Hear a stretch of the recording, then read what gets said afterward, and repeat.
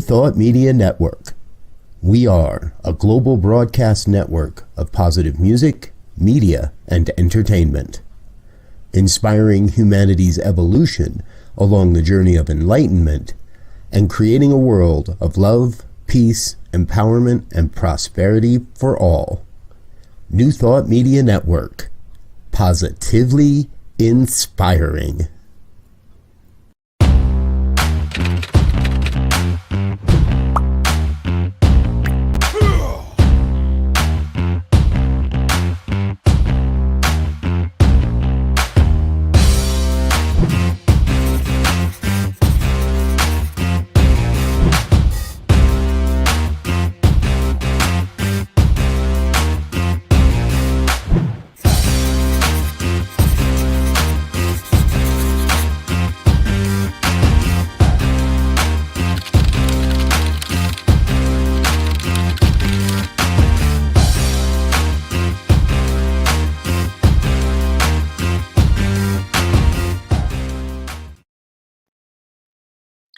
Good morning, everyone. It's so wonderful to see you, whatever time you're joining us. I'm Reverend Victoria Bomberry, and I'm joining from Riverside, California, where I'm the Minister of Transformation at the Riverside Center for Spiritual Living. And it's wonderful to be with you today. We've had a wonderful series. Here we are already in August, and we started this book at the beginning of the year, our Science of Mind textbook, and we've been going through it week by week, and it has been very powerful for me, to revisit so many of these chapters that I don't sit with, a lot. They're kind of they're there, and I may take excerpts, but just to sit with chapter by chapter is really a great experience. And I hope that you've been enjoying it too. Today I'm talking about Round and Round We Go. Last week, Reverend Brzezinski gave a general summary of the basic teachings of Science of Mind. So we got to that point. And now, we're kind of in this free form of exploring how these teachings apply to our life, and continuing with, the rest of the book as some of us will bring that in more and more. One of the things that I've noticed in our movement is that sometimes, because of, whatever background someone may have come from, there may be a tendency to either have had the words of the Bible weaponized against someone, in a lot of different ways. And of course, we know that we can interpret words and reinterpret words over and over again that lose track of the spiritual truth that is contained in them. So I think sometimes we're a little bit fearful of the Bible. And in this next part of the Science of Mind textbook, it's all about the teachings of Jesus. And of course, Ernest Holmes felt that Jesus was one of the greatest prophets, one of the greatest teachers that the world had ever seen. He said that over and over again in his writings and in his talks. And I think that his own evolution and his own exploration sent him in many different directions, right? Pulling all of these spiritual truths together. And he just started this, right? He started it. He did an incredible job. And of course, there's always more to learn. So I think that, saying Jesus was the best teacher that the world has ever known, and I'm paraphrasing him, was indicative of, just his own spiritual path. And I know that as he studied more, he was uncovering more as well. So sometimes with our writings, right, we write and it kind of freezes something in time, and some of that's good, and sometimes we can go back and amplify what we believed earlier. But Ernest Holmes did this work, and now we are here, right, doing our work and understanding things in that deep spiritual nature that we all possess. So everyone has a part to play in revealing truth. And if you decide to take that up, that means that you're studying, you're doing your spiritual work, you're, just open, open to spirit. And of course, we always say remain open at the top. And to me, that means opening to spirit. And, spirit is bigger than any of us can imagine. So when we're remaining open at the top, there's so much truth that will be revealed to us. So round and round we go. That is the title of this talk this morning. And, I wanted to give us an image of what that means. It's not about being on a merry-go-round necessarily, although sometimes we can feel like we're on a merry-go-round and it may be going faster and faster and faster. And we may be ready to be thrown off. But round and round we go, I think, gives us a sense of that evolutionary spiral. So thinking about the spiral and just how we walk this spiritual path in a spiral, right? And for my people, the Muskogee people, the spiral is really important. It connects us to the cosmos in this incredible way, and we have dances that are done in spirals, and there's just such a tremendous power in that. And if we look at nature, we see that spiral. We see the spiral galaxies, for example. And, we see that incredible beauty. So I want you to keep that in mind, the incredible beauty of the spiral. And it's also, a metaphor for the development of the soul. So we can see if we take an example from nature, and it's one that's always used, and it's of the nautilus. And the nautilus is that beautiful, beautiful sea creature that has been around since before the dinosaurs. It's it's in the depths of the ocean, and it is incredibly resilient. And the way that it grows, gives us a sense of that journey of the soul, because it starts at this little center, and then it lays, as it grows, it lays down more shell, and then it closes off that which has come before. And that's an interesting point. It kind of closes that off, and that allows the buoyancy to the animal. It allows it to do different things by creating this buoyancy and and a ballast for the creature. So there's that balance. There's that balance that is created with each laying down as this creature grows. And if you look at the spiral, you can actually look down to the very beginning, and you can see the growth. And people talk about this in terms of sacred geometry. There's the golden mean that reoccurs in nature over and over again. It occurs in the nautilus, that there is this incredible thing that we call beauty, right? And it's about balance. It's about this golden mean. We see it in sunflowers. We see it in all manner of things. And it's sort of the signature of the way that nature, creation, creates in this beautiful way.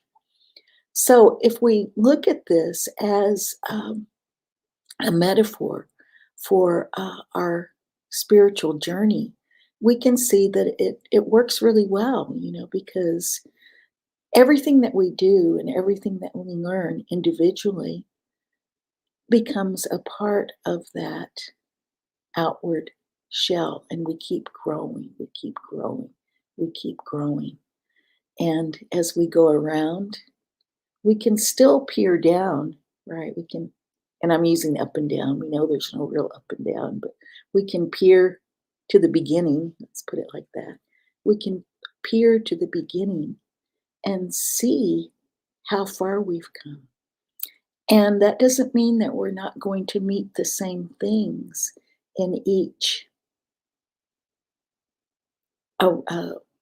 growth period. We may meet the same kinds of challenges. We may experiencing them very differently than we would when we were very young, because we've grown. We've grown. And those places that we still need growth in, they will reappear for us to work through. So that round and round we go is nothing more than spiritual growth. And I always have to remind myself that in these periods of intense growth, in these periods where I may meet the same thing that I thought I had dealt with years and years ago, I have to remind myself, oh, okay, old friend, you're here again. So let's see what else there is to learn in this. And I love that. I love that at this point in my life, I'm able to generally put the brakes on any kind of angst or panic and, just recognize it for what it is. It is a place that I need to pay attention to and grow through. So it requires some patience, and it requires a lot of self-compassion. Which brings us to Jesus, right? Jesus, the teachings of Jesus, I find very powerful. There's images that I remember from childhood. I come from a family that my mother was Christian, and my father's family were traditional Native American practitioners. So it was, it was interesting, an interesting upbringing, because I appreciated all of that, because each part of myself, or each part of those thinkings and philosophies, played a role in creating who I am. And I always appreciated the teachings of Jesus, because they were very earthy. They were things that I could hold on to as a child and have images that still come to me and provide a lot of comfort and a lot of compassion. So, I think one of the most important things, as I got older, when I realized that there's something else going on here, right? That in coming into new thought, and having this reinforced, that Jesus was a wonderful, wonderful teacher. And he never claimed to be anything other than what he was, which was a wonderful, wonderful teacher and enlightened being. And he didn't go around and announce that. That kind of was added on to his his his persona. That was an add-on. That was an external persona. That wasn't his internal persona, I don't believe. He was very humble, and he urged people to be humble and meek. But what that is what he exemplified And the reason that we go back to the teachings of Jesus is it exemplifies the Christ consciousness. So we know the Christ consciousness is not situated in only one person. The Christ consciousness is the example of who we are as human beings. And this comes, this reappears over and over again in the world, right? If you're a Buddhist, you may say Buddha, right? That Buddha consciousness, just that going to the reality of being. And Ernest Holmes always points out that that's what Jesus did. Jesus saw the reality of being and was completely situated in that. There was nothing clouding his eyes. He saw that. In Ernest Holmes' words, he pierced the veil, right? And that's an old term that gets at going directly to the heart of truth. And that's what Jesus did as a teacher and as this enlightened soul. And, so I want to go back and look at the teachings of Jesus. Ernest Holmes says that, one of the first things that he does on page 427 is man shall not live by bread alone. And that's from Matthew 4:4. And he's talking about what he brings up in Matthew 4:4 is that, and this is stuff that a lot of us who know Christian teachings have been taught over and over again. Man shall not live by bread alone. And what does that mean? That means that there is, of course, we need physical sustenance, but in a way, physical sustenance allows the body to go on. But we're talking about building the spirit, right? And we need spiritual sustenance to build that spirit, so as we go through this life and remember our spiral, that we are able to grow spiritually, because this really is a soul trip that we're on. We're in this physical body, but we're really on a soul trip that transcends this particular incarnation. So this is really good news, right? That we get to go through life, and if we're attuned to spirit and feed the spirit, then we have this opportunity for tremendous growth. And, he reminds us, Jesus reminds us that, the material world is not that pure world that we're looking at, that he could see directly. This material world will dissolve and fade away, and yet spirit remains, and that creation remains and is always renewing itself. And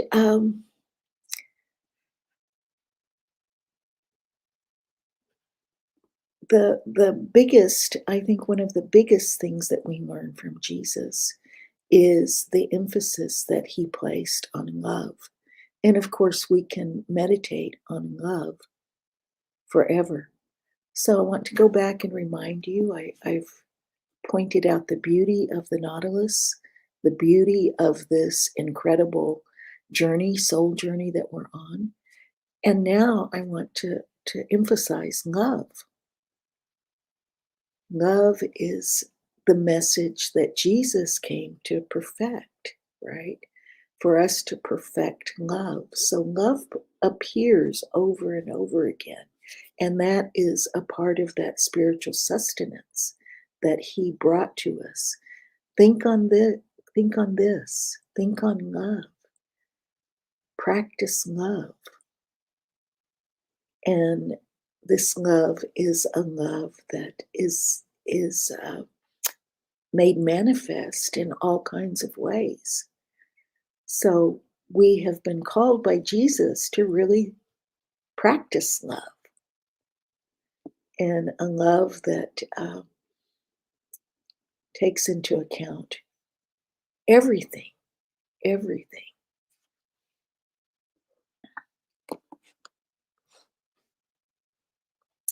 And in this section, let me just read this. What characteristics are set before us as being worthy? Have not faith and believe in the divine goodness been the theme of our greatest singers? Who could write a beautiful story about hell? But heaven and love have inspired thousands to the uplifting of humanity. Jesus was right when he said that the meek shall inherit the earth. They have done so and continue to do so. And, when we talk about the meek, right? And I jumped ahead of myself a little bit, but the meek shall inherit the earth, which is Matthew 5:5. How Ernest Holmes interprets this is that it is an act of non-resistance. So this is a whole teaching about non-resistance. So the meek shall inherit the earth. And, sometimes I think that I think that for me, thinking about this over the years, I wondered what does it mean to be meek, and what I've come to understand it doesn't mean that, you're just a doormat, or you're just passively allowing things to happen to you. It's a state of mind that that has that non-resistance in it, built into it. And that resistance can be to looking at things in the world as they occur and not reacting to them. To be, in a sense, to be in awe of creation, and to be able to meet things with an open heart. So I believe that it has a certain kind of emptiness in it, in terms of being emptied of strong passions that can lead us astray, like greed or different kinds of physical lusts that we might have, like whatever they might be, just kind of that craving, to use a Buddhist term, just craving, right? And it's kind of a release of that, a non-resistance to life. And isn't that wonderful to think about a non-resistance to life, a non-resistance to spirit, to be so open to spirit that it just pours into you? And I believe that that is what this passage is about. And this is what Ernest Holmes reminds us. It's about non-resistance, not resisting spirit, following that inner guidance that we all have as spirit. So I love that. I love this whole idea of getting a better handle on what does it mean to be meek. It doesn't mean to be always talking with a soft voice. It doesn't mean just laying down and letting things run over you. It doesn't mean being out of control on the merry-go-round. It means to be non-resistance. If we are on that merry-go-round, there is a way that we can just be non-resistant to it, relax into it, and enjoy the ride. Think about when you were a kid, right? When being on a merry-go-round was great, and the faster you went, the better it was, right? You could just get that thrill of just feeling free, and I don't know that it's out of control, but in the moment. It's not about being out of control. It's about being in the moment with that tremendous centrifugal force acting on you and just having a great time. So we can go from that through non-resistance. We can go from that scary place. Oh, I'm going to be thrown off. I'm going to be crushed under this. I'm going to be injured. I'm going to be annihilated. I mean, where can our minds go? We make up these stories, right? To this exhilaration about being in life. On page 428, they that hunger shall be fed, and that's Matthew 5:6. They who hunger and thirst after righteousness shall be filled. And Ernest Holmes reminds us that we all have this soul hunger. There's things that come up for us, and sometimes we don't know what it is that we're searching for, right? That discontent will rise up, and maybe a certain feeling of emptiness may accompany it, right? And sometimes people will try to fill that up with different things, fill up that emptiness with different things. And yet it's not something that can be filled with material things, anything of, experiences, whatever they might be. It's not something that can be filled by, for example, um, let's just use food or alcohol or gambling or those kinds of things that sometimes people will try to fill that emptiness, that empty feeling with. And when we kind of turn that, right, we're looking at going toward the wholesome, right? We're looking at going toward the wholesome, those things that feed us rather than those things that bring us down. Those that hunger shall be fed. So it's very simple. That simplicity is right there. Those that hunger shall be fed. And that means all of us have that soul hunger. And this is the promise that soul hunger will be fed. It's possible to feed it in this wholesome way.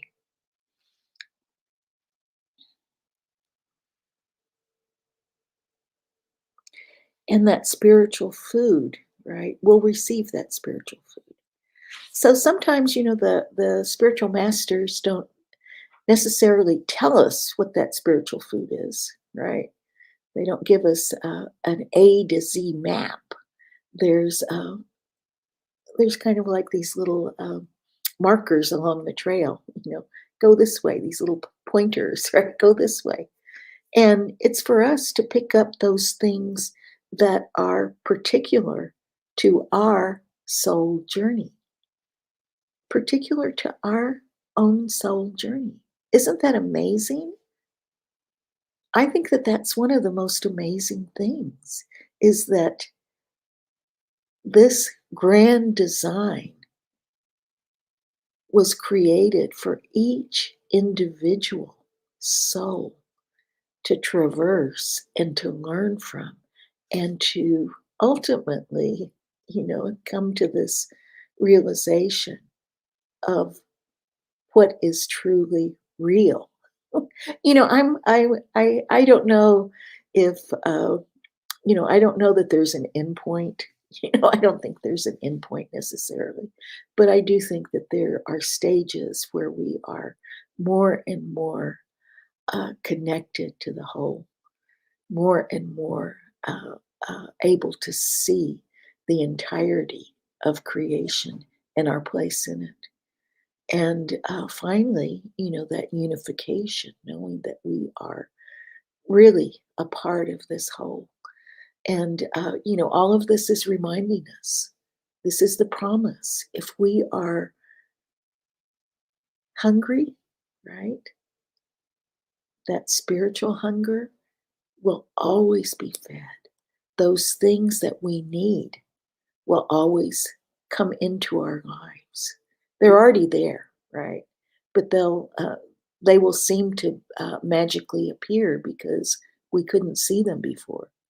And when our spiritual hunger allows us to be to come to that place of wanting to find something, and we drop into that non-resistance, then Spirit reveals that which is necessary in that present moment to feed our soul and move us to the next step.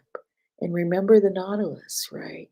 So I think that in that growth, right, if we use that as a metaphor again, that everything that's gone before, all of those hurts and pains are healed, and there's something that's laid down that that blocks off that previous part of our lives. Blessed are the merciful, or the merciful shall obtain mercy, Matthew 5:7. Blessed are the merciful, for they shall obtain mercy. Again, we are confronted with an apparent contradiction. Do the merciful always obtain mercy? From casual observation, it would seem otherwise. But are not many of our observations based on a finite outlook from a limited concept? Can we estimate life from the range of one human experience? If life begins with the cradle and ends with the grave, then are all our hopes not only forlorn, but useless? It is only when the eye views the world as one vast plain, one boundless reach of sky, that it sees truly.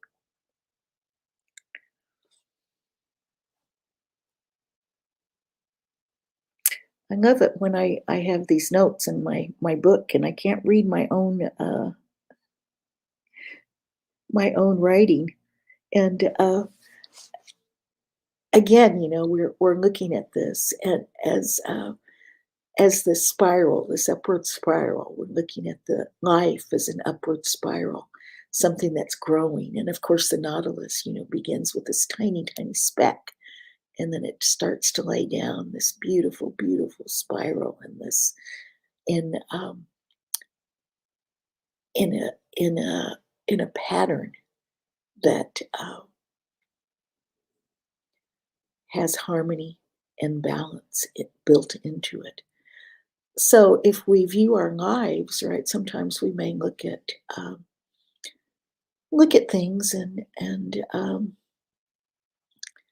not believe that these things are true, because what we believe should happen in this very moment is not occurring. So I think this is what he is speaking to. Is there something that we are learning in this life that we don't feel like it has been resolved fully, right?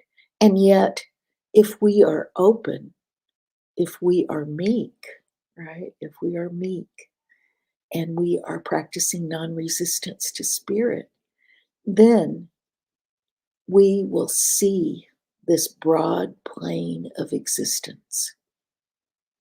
The broad plane of existence allows us to know that, yes, the merciful shall obtain mercy. That will occur. And we're not on a set clock, right, where it has to happen by now, or it's not, or it's useless. We're on the eternal clock. So all of these things that we put into motion in our life, right, or that are put into motion by, our collectivity as human beings, these things have a long, long span to work themselves out. And that's why I always want to say we have patience. And patience doesn't mean that you just sit around and wait for things to happen, right? It means that you're actively engaged, but you're not putting a timeline. This has to happen by now or forget it.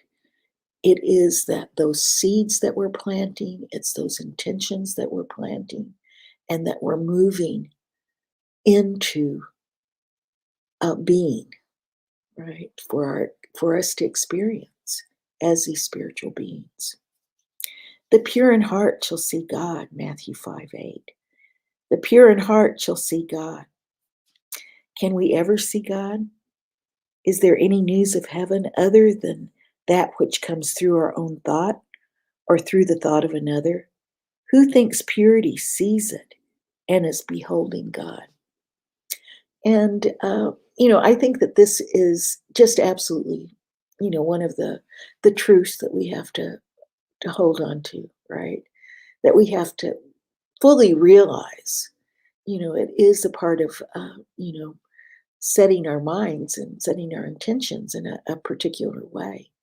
And who thinks purity sees it.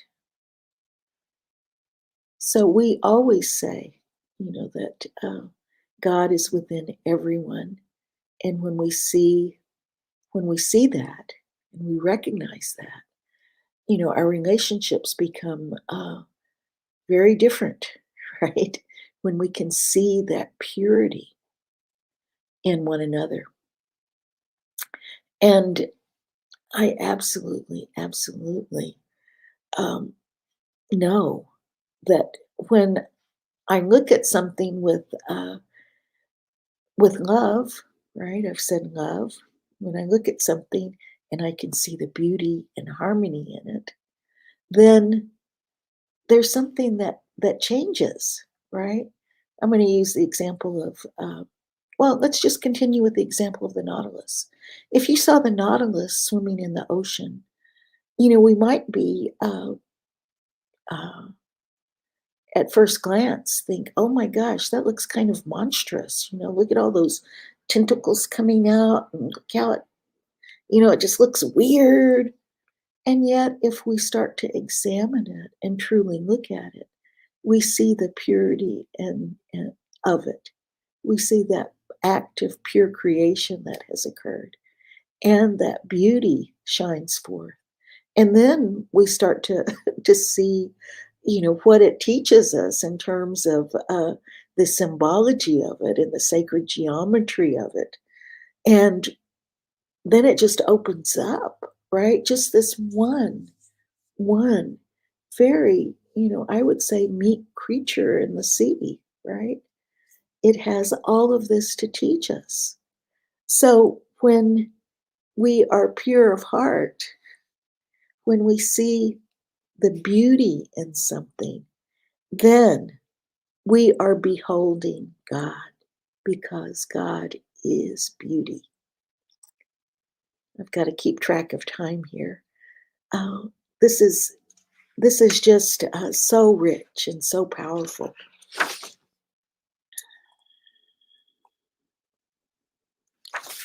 And I'm going to go through this more. The peacemakers are called the children of God. We never associate warriors with the divine kingdom. Struggle and strife are outside the kingdom. They cannot enter because of their confusion. Only peace can enter the gates of reality and sit at the table of love. And if we're thinking about warriors in this way of, war and all that strife that humanity has engaged in for for centuries or thousands of years, um, which I think reached its culmination in the 20th century. There was something going on in the 20th century that we had to learn, I guess, as humanity. Well, I say guess because I want to distance myself from that horrible chapter of mass killing and horror that we humanity unleashed on our planet. And yet, that's something that went to this extreme, so perhaps we could see the horror of it, the true horror, and to accept it on a global level as a horror rather than uh, different places rejecting certain ways of being. The whole world had to reject this warlike attitude. So, peace, only peace can enter the gates of reality and sit at the table of love. Now, all of this builds on it, on each thing that is spoken. And of course, this is taken from the Sermon on the Mount, and this is a part of I think it's a part of the great teachings of the world. This discussion of what we're moving toward as spiritual beings, and imagine the people who are listening to this. And we can imagine that from our standpoint too, because we do have people who are at different states of realization living right now, and those different states of realization are only indicative of the soul's journey. This is where we are, and we also know that anyone can immediately become self-realized, right? So there's no reason to get arrogant or think, oh yeah, I got it, and they're down in whatever, they're down at the very beginning, and I'm way up here. No, anyone can suddenly make that leap, and lay down all of this, and just soar on the soul's journey. So, so this is all contained in this sermon, right? This is what Jesus was teaching. Don't remain meek, right? Remain empty, remain non-resistant, remain peaceful. Know that no matter what, if you are merciful, you will obtain mercy. You never have to strike back. You never have to do any of that, because you are setting the table for everyone to join in the kingdom. That's a incredible promise. Incredible. Ye are the light of the world. Man is the candle of the Lord.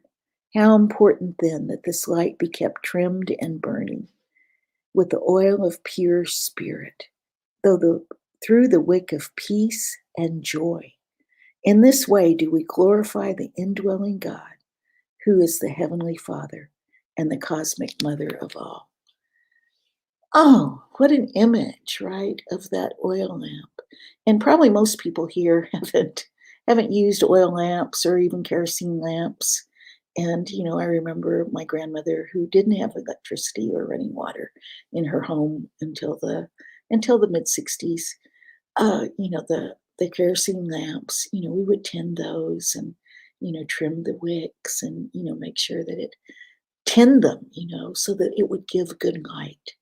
So that is a metaphor for us tending ourselves, right? Tending that spiritual work that we do, tending the soul.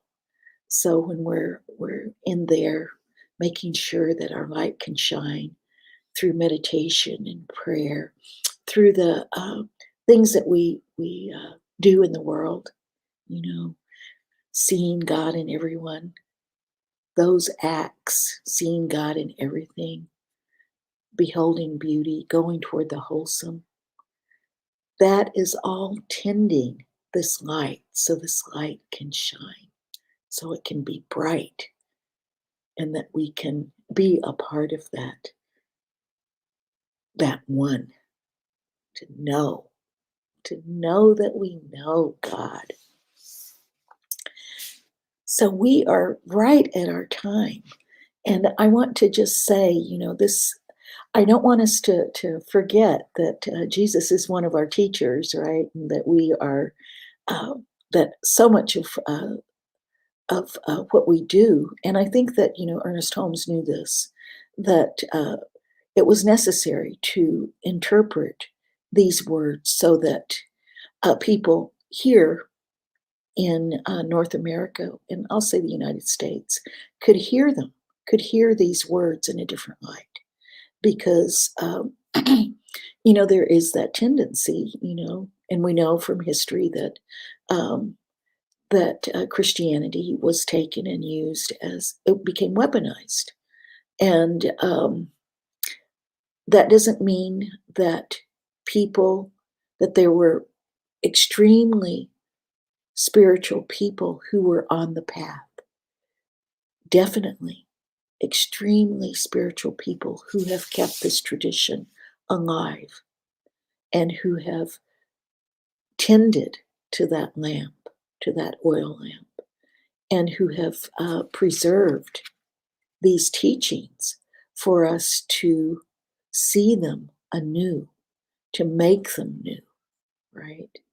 So it was necessary for Ernest Holmes to do this so that all of that other, all of those other trappings fall away, and we're left with the pure teachings. And that's for each of us to discern. We have that discernment in us, and as we hunger, we will be fed spiritually. So I am so grateful to be here today, and I am so happy to see each and every one of you. And I want to remind you that next week, Dr. Tracy Brown will be with us, and I'm so pleased that Dr. Tracy has been recognized by our organization and awarded this doctorate in humane letters by the organization. She has done such tremendous work in leadership and in furthering, all of the diversity, the way that we look at diversity in her teaching, and just her beautiful light. So I'm so happy she'll be here next week. And I also want to let you know that we appreciate all of your donations and all of your support. So you can go to the website and click on donate. And I just want to thank everyone who supports this. I know that as we move forward, that everything falls together. There's all kinds of offerings on this network. So I invite you to go to the website and just look at, all of the offerings, or go to Facebook and look at all the offerings. There's something for everyone. And there's so many practitioners and ministers who are doing fantastic work and who are there to serve you. So everyone, have a wonderful, wonderful week. And remember that Christ consciousness resides in you. I love all of you.